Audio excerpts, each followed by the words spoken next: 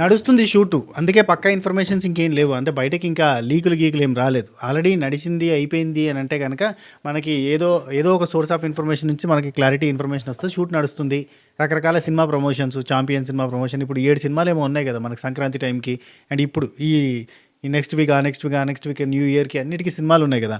So ఈ 10 సినిమాల దాకా ఉన్నాయి. సో అందులో దాదాపు ఒక 5-6 సినిమాల ప్రమోషన్. శ్రీకాంత్ గారు అయితే వచ్చారు, ఛాంపియన్ సినిమా ప్రమోషన్ అది చేశారట. శివాజీ అన్న వచ్చిండు, మీరు ప్రోమో చూసారు కదా. శివాజీ అన్న శివాజీ అన్న అంటే శివాజీ అన్న ద బాస్ అంతే. శివాజీ అన్న వచ్చిందంటే ఒక రకమైన వైబ్రేషను, ఒక వైబు.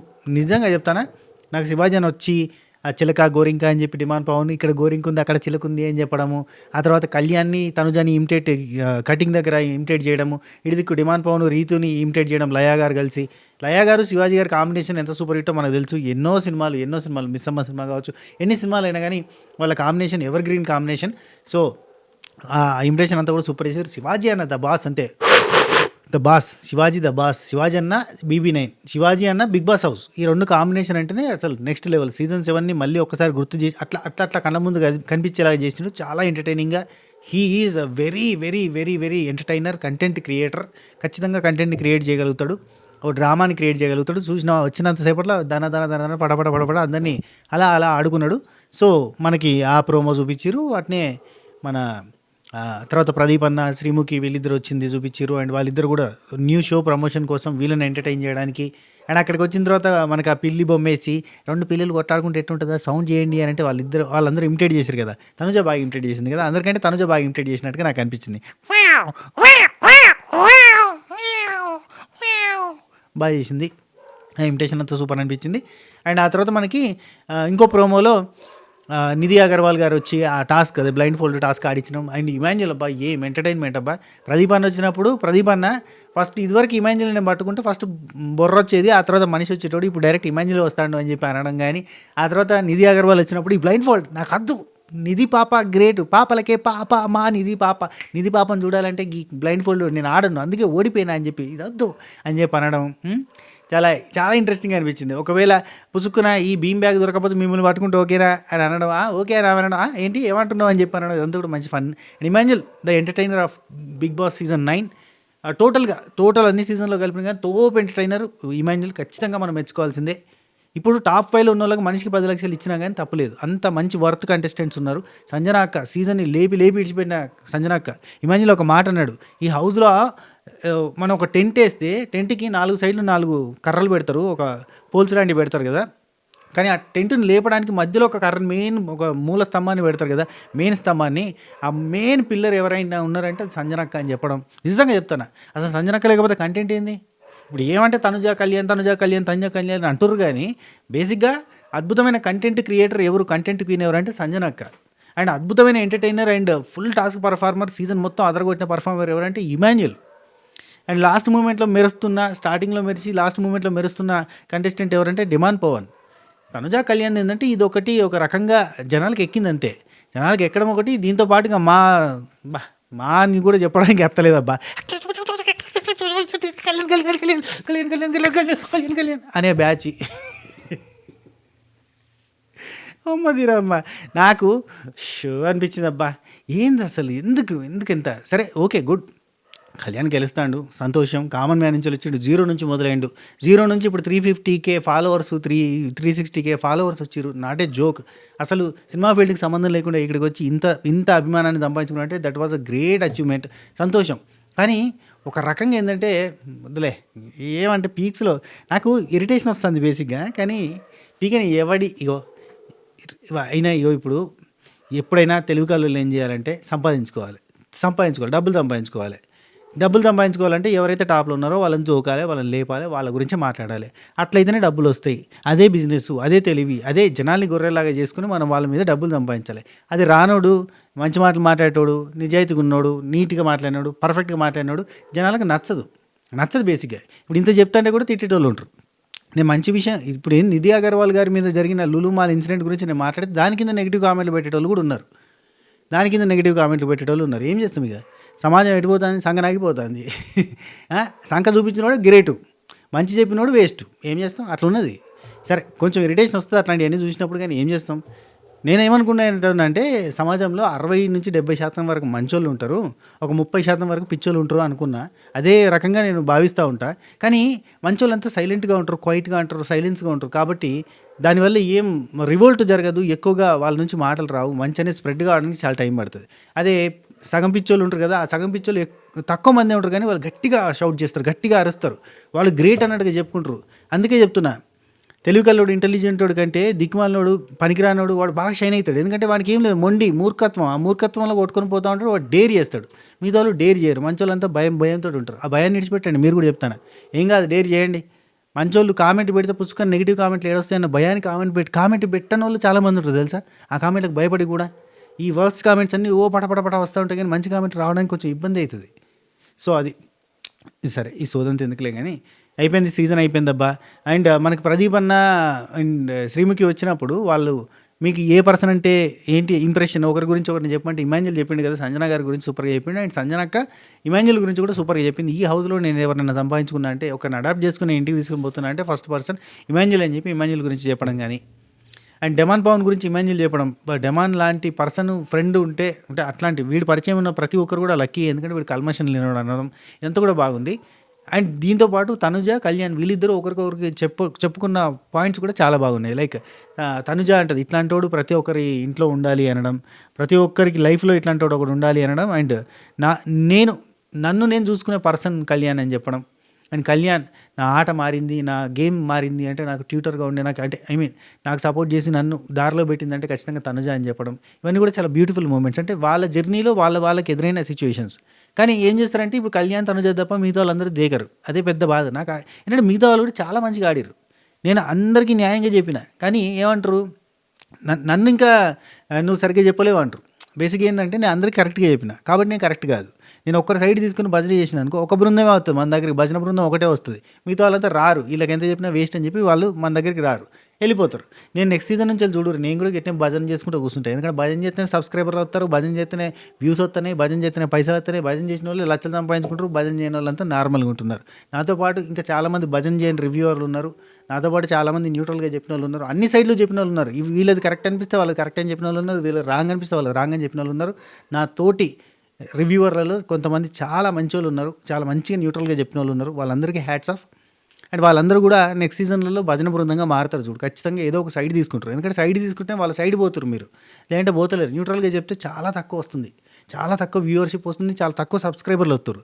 ఇట్లా భజన చేస్తే ఎక్కువ వ్యూస్ వస్తున్నాయి, ఎక్కువ సబ్స్క్రైబర్లు వస్తారు.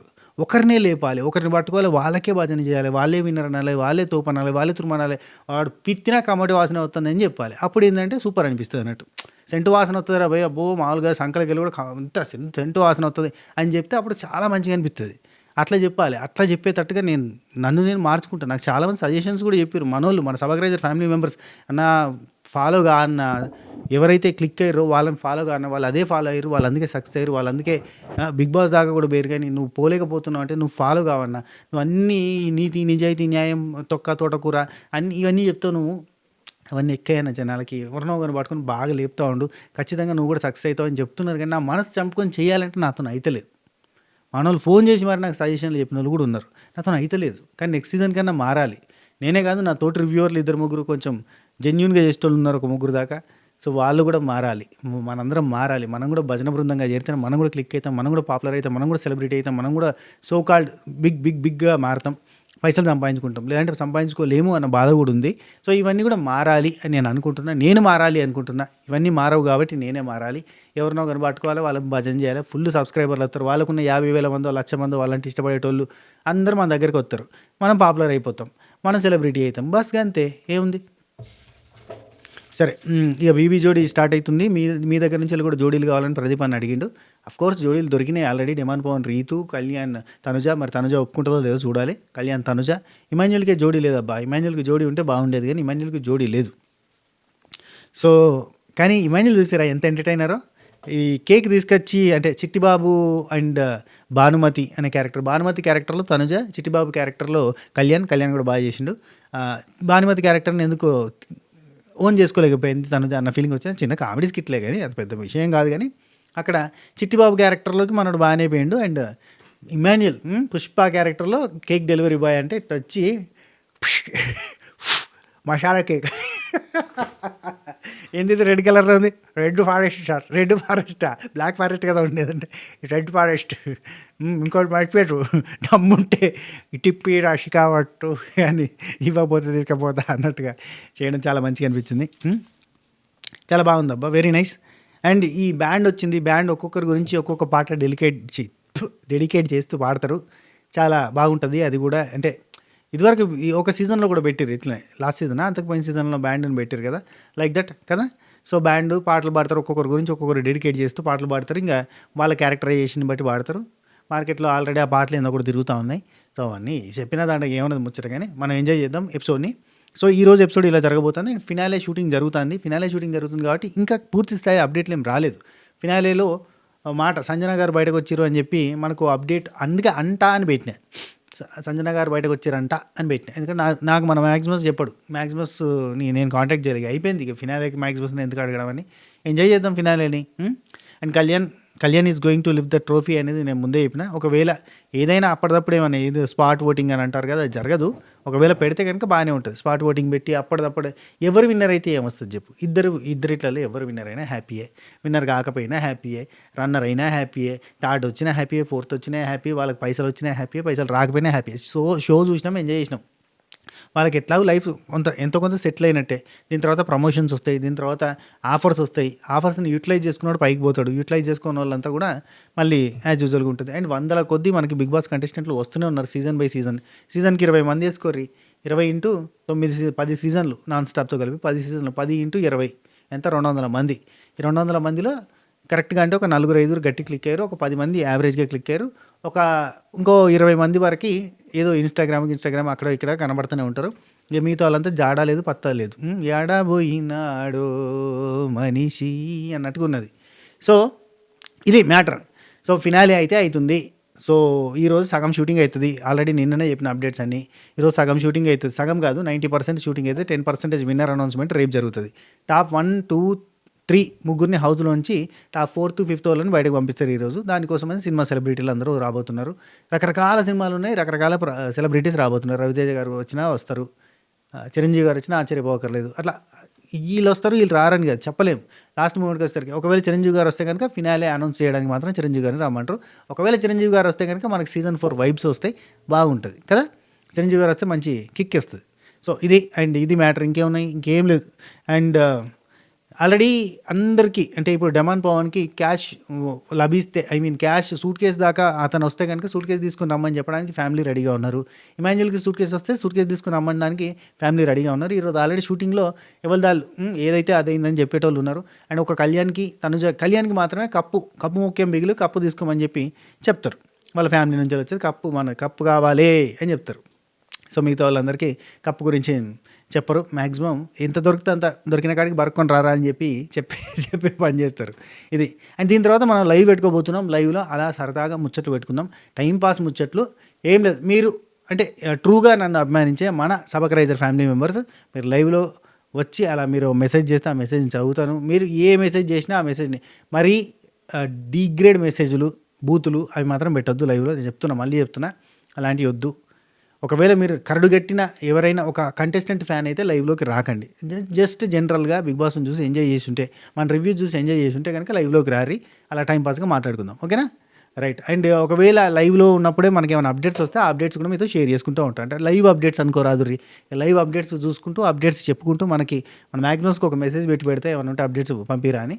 సో అప్డేట్స్ వచ్చిన కొద్దీ మీకు షేర్ చేసుకునే ప్రయత్నం చేస్తా. ఇది మ్యాటర్. అయినా ఒక కంటెస్టెంట్ విన్ కావాలి అని పట్టుకొని కూర్చుంటేనే మనం గట్టిగా వీడియోలు చేయగలుగుతాం కదా, లేదంటే వీడియోలు చేయడం కూడా కష్టమవుతుంది ఫినాలే టైంకి. సీజన్ 6లో కానీ అంటే ఒక సీజన్ 5లోనే సన్నీ మచ్చ విన్నర్ కావాలని నేను గట్టిగా అనుకున్నా, కానీ మిగతా ఏ సీజన్లో కూడా ఈ పలానోళ్ళే విన్నర్ కావాలని అనుకోలేదు. సీజన్ 7లో కూడా నేను పల్లవి ప్రశాంత్ విన్నర్ కావాలని నేను ఎప్పుడు అనలేదు. నేనేమనుకున్నా అంటే శివాజీ అన్న విన్నర్ అవుతాడేమో అని నేను అనుకున్నా. శివాజీ అన్న లేదంటే పల్లవి ప్రశాంత్ ఎవరు కూడా మంచిగా ₹4 తీసుకుని రావాలి అన్నట్టుగానే అనుకున్నా. అట్లా ఒక 4-5 ఉండే, నాకు ఎప్పుడు 4-5 ఉంటారు, అది నా పెద్ద బాధ. నాకు ఇప్పటికీ కూడా సంజనక్క అయినా భలే అనిపిస్తుంది, ఇమాన్యుల్ కూడా మంచిగా అనిపిస్తాడు. అంటే ఎంటర్టైనర్స్ నాకు ఇష్టం అని మీకు తెలుసు కదా, ఎంటర్టైనర్స్ అంటే ఇష్టము. ఎంటర్టైనర్స్ కప్పు కొట్టే ఛాన్స్ అయితే ఇంకా అసలు ఈ సీజనే రావాలి, ఎంటర్టైనర్స్ కప్పు కొడితే గిడితే, కానీ కాలేదు. సో అది మ్యాటర్. అండ్ నెక్స్ట్ మన లైవ్లోకి వచ్చేద్దాం. లైవ్ దాదాపు 6:30 ఆ టైంలో స్టార్ట్ చేస్తా. 6:30 నుంచి మనం ఎపిసోడ్ దాకా మాట్లాడుకుందాం. 10 దాకా మాట్లాడుకుందాం. 10 నుంచి మళ్ళీ ఎపిసోడ్ చూసి ఎపిసోడ్ గురించి మాట్లాడుకుందాం. ఆ తర్వాత కూడా మనం వీలైతే ఎపిసోడ్ గురించి కూడా మన లైవ్లోనే డిస్కస్ చేసుకునే ప్రయత్నం చేద్దాం. ఓకేనా? ఉంటా. Take care. Tata. By bye. నమస్తే. ఫీమేల్ విన్నర్ కావాలని చాలామంది కోరుకున్నారు, కానీ అది జరిగేటట్లేదు. ఈసారి జరగకపోతే మళ్ళీ ఎప్పుడు జరుగుతుందో చెప్పలేం. ఎందుకంటే ఫీమేల్ విన్నర్కి ఛాన్స్ ఓన్లీ ఈ సీజనే ఉండే. ఎందుకంటే వాళ్ళు కూడా బీబీ టీం కూడా ఫీమేల్ విన్నర్ చేద్దామా అనే ఆలోచనలో ఉండే. అండ్ ఇంకోటి చెప్తానా, శ్రీముఖి లాంటి టఫెస్ట్ కంటెస్టెంట్, గీతా మాధురి లాంటి తోపు కంటెస్టెంట్లు వాళ్ళే ఫీమేల్ విన్నర్గా కాలేకపోయారు. ప్రేరణ లాంటి డెడికేటివ్ కంటెస్టెంటే ఫీమేల్ విన్నర్గా కాలేకపోయారు. అటువంటిది ఫీమేల్ విన్నర్గా తనుజాకి బజ్ వచ్చింది, విపరీతమైన బజ్ వచ్చింది. టఫ్ కాంపిటీషన్ జరిగింది, కానీ తను విన్నర్ కాలేకపోతుంది అని నాకు అనిపిస్తుంది. ఒకవేళ అయితే హ్యాపీయే, కాకపోయినా నాకు కళ్యాణ్ అయినా హ్యాపీ అబ్బా. ఎవరైతే మనకేంది, కానీ ఎవరైతే ఏంది. నీకేమైనా నచ్చేది ఉందా? సంబరం, జరసేపు సంబరపడతాం. ఓకే రైట్, మన ఫేవరెట్ కంటెస్టెంట్ విన్ అయ్యాడు అంతే. తెల్లారితే కథం, న్యూ సీజన్ ఎప్పుడు వస్తుంది, కొత్త కంటెస్టెంట్లు ఎవరు, అంతే కదా మాట్లాడుకునేది. సో నెక్స్ట్ సీజన్ కోసం ఎంతమంది ఎదురు చూస్తున్నారు, నెక్స్ట్ ఏ కంటెస్టెంట్లు వస్తే బాగుంటుంది అని అనుకుంటున్నారు కూడా కింద కామెంట్లో చెప్పే ప్రయత్నం చేయండి. ఓకేనా? ఉంటా. Check bye bye. నమస్తే. శబకే.